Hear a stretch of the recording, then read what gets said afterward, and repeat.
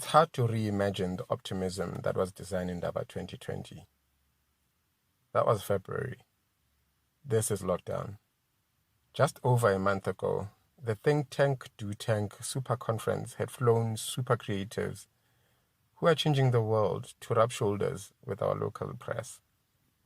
Today, everyone is talking about the death of the conference industry, and I'm wondering how Design Indaba will survive. The DI was opened by a tone-deaf spokesperson for Brand South Africa, that government agency tasked with improving this Mzansi's reputation, based on the delusion that marketing fixes countries. Yet it doesn't. Participating government that has a compelling vision of the future, meshed with the excellent ethics that propel transparency, accountability, and efficacy does. As does global contribution, great diplomacy, and the protection of all the planet's stakeholders. Let's put this simply. I am dumbstruck by the naivety of governments who think that the people are going to change their minds about a country they are totally indifferent to just because of some crap advertisement. Simon Arnold, founder of Good Country, made clear over a decade ago.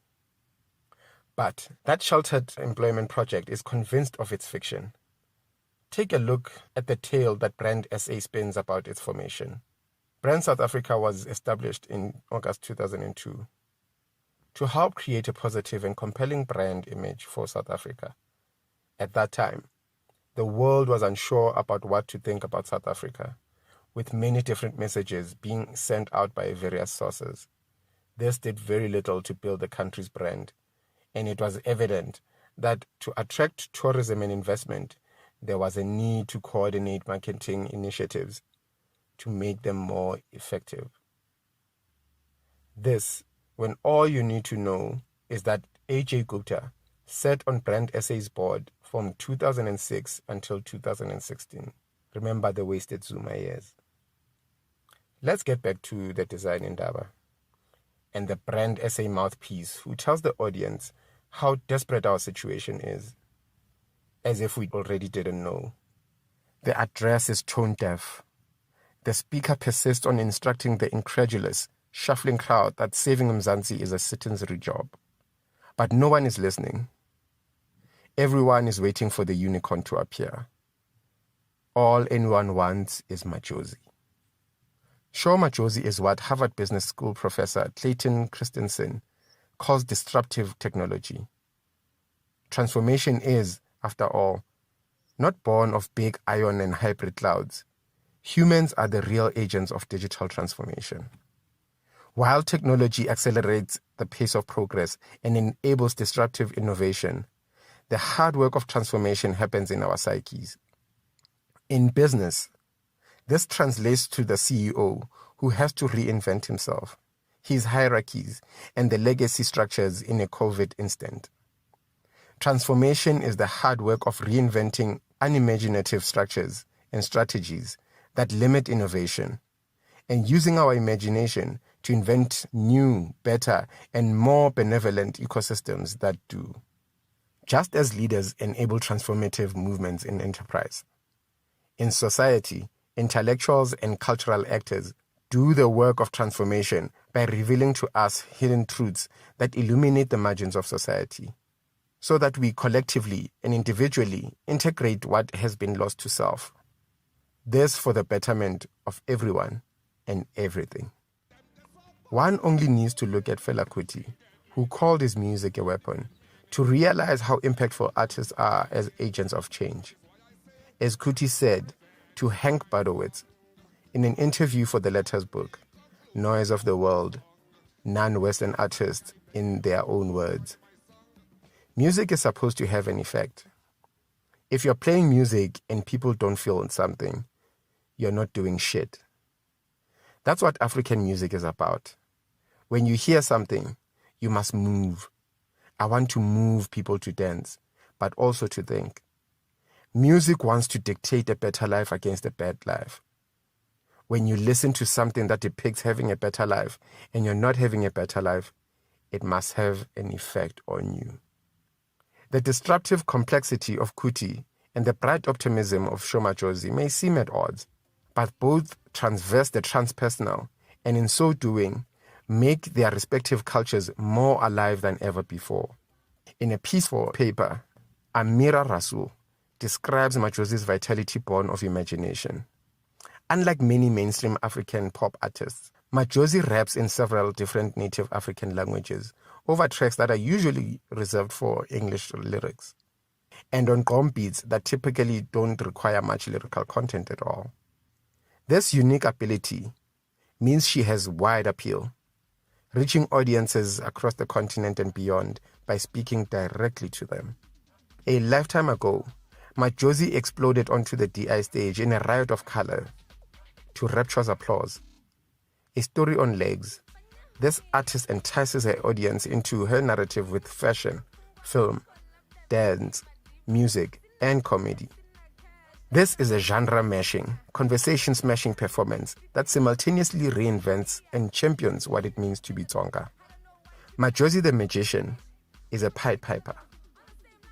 And we, her children, sing, clap, dance, and laugh our way through a metamorphosis of a historical narrative wrapped up in the reinvention of the Xipelane, the handle for the traditional Tsonga dance. Xipelane is also the name of the skirt used to perform it. The Xipelane is uber cool these days. Social channels like YouTube feature Xipelane challenges, whilst influencers on Instagram wear the Tsonga wraparound made of telltale Asian cloth to soons off. How much is the Xipelane skirt? When culture collides with commerce and finds a sustainable home, this is a clear sign of mainstreaming.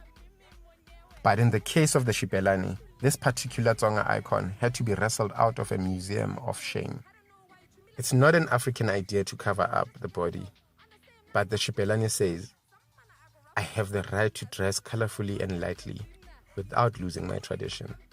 In the grim dark that was apartheid, so much of the identity and culture was murdered or dispossessed. It was unsurprising to learn of the cruel story of how traditional Tsonga skirts fell out of fashion. The book, Embroiled, Swiss Churches, South Africa and Apartheid, explores how Christian colonists, like the Swiss mission, arrived, became the land barons, and started re-engineering the beliefs, cultures, and experiences of the Batsonga.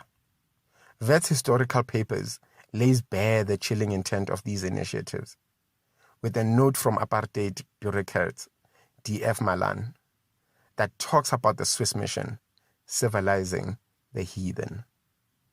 At the Design Indaba, Sho Madjozi premiered the trailer of a forthcoming documentary she's making called The History of the Xipelane, that reveals this fascism through stories and interactions that include snatches like men were even forbidden of touching it or seeing it.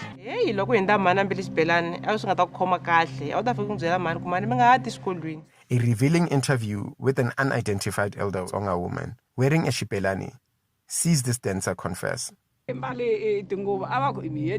Tsonga dancer sits on the floor in front of her home, proudly wearing a tinguvu and a bright yellow top. Leading us into the transmedia experience, Madjozi reveals, the first Xipelane I saw, I think, was the woolly ones, and explains how her mother introduced her to the dance and attire. Importantly, how it became a point of identity and a living manifesto for Madjozi's own invention.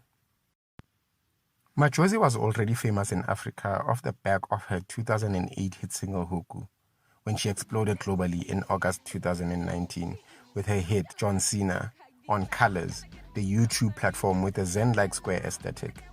Madjozi's inventive, genre-defying style saw her disrupt the usual cultural flows in our heavily connected ecospheres. Madjozi says the song, a mesh of Tsonga, Swahili and English, is about how growing up we only got to watch two shows. One was WWE and the other was Generations. Facebook, Spotify, Netflix, and other social platforms are tools of cultural connection born of the United States of America, and empower creativity, but arrive with an overbearing overlay of cultural dominance. US media floods and saturates social networks, and this does little to empower local economies. If you are on a budget and it's a choice between Drake and Kwesta, you bet that Drake's remarketing power and reach will win through. Or as Sho Madjozi says, as an independent artist, there isn't a big machinery pushing me onto these platforms. It's all been genuine and organic love from the people. That's amazing to me. This is why Madjozi's breakthrough is so important. She doesn't only represent South Africa. Rather, Madjozi represents a pan-African identity at a time when xenophobia has fractured this country's relationship with the rest of the continent. Beyond the recovery of the Xibelani, Madjozi is a fierce icon for a new kind of identity that speaks to a post-nationalism, postmodern identity at a time when our world is in crisis. But let's get back to Brand South Africa.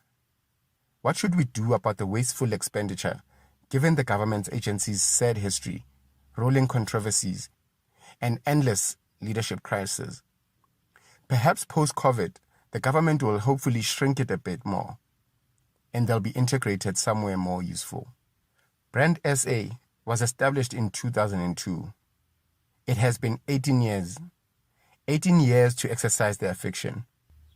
Now that we've finally arrived at junk status and the dark night of the soul, the full grim dark, we should let them go and redistribute the cash to emerging artists, singers, and cultural creatives who can better represent this country. As for Madjozi, she's telling everyone to stay safe and stay at home during the lockdown. And we are listening. Because we respect her. Sho Madjozi is a force of nature. And we know she knows how to reach the promised land and realize a vision of a new world. That's where South Africa needs to go now. Towards Hope Punk and the land of reinvention.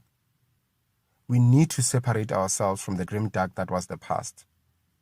We must put the corruption and wasteful expenditure behind us and use all our imagination, power, and resources to build a better life for all.